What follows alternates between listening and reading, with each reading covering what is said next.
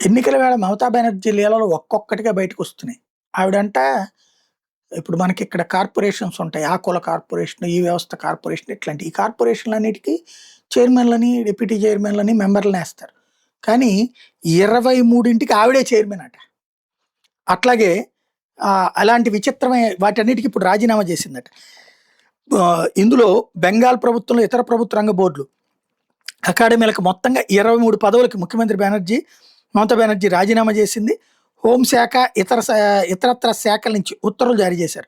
రాష్ట్ర ఆరోగ్య మిషను, రాష్ట్ర వన్యప్రాణి board, eco tourism advisory board, 125 Netaji Subhash Chandra Bose జయంతోత్సవాల కమిటీ, ఉర్దూ అకాడమీ పాలక మండలి, బంగ్లా సంగీత మండలి ఆర్గనైజింగ్ కమిటీ, ఎస్సీ ఎస్టీల సలహా మండలి, పారిశ్రామిక అభివృద్ధి పెట్టుబడుల ప్రోత్సాహక బోర్డు, విపత్తుల నిర్వహణ సంస్థ సహా అన్నిటికీ ఆవిడే చైర్మన్ అట. ఓన్లీ మెంబర్స్ని పెడద్దంట, కార్యకర్తలని. ఇప్పుడు ఆ పదవులన్నిటికీ రాజీనామా చేసింది. ఒక ఎత్తు అయితే, రెండో వైపున దాదాపుగా బెంగాల్లో కీలకమైనటువంటి అంశం ఏంటి అంటే, గిరిజన ప్రాంతాలలో అక్కడ దాదాపుగా 50 దాకా సీట్లు ఉన్నాయి.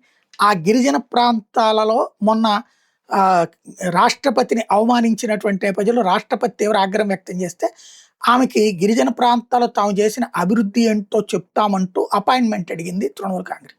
3 సార్లు అడిగింది ఇప్పటిదాకా.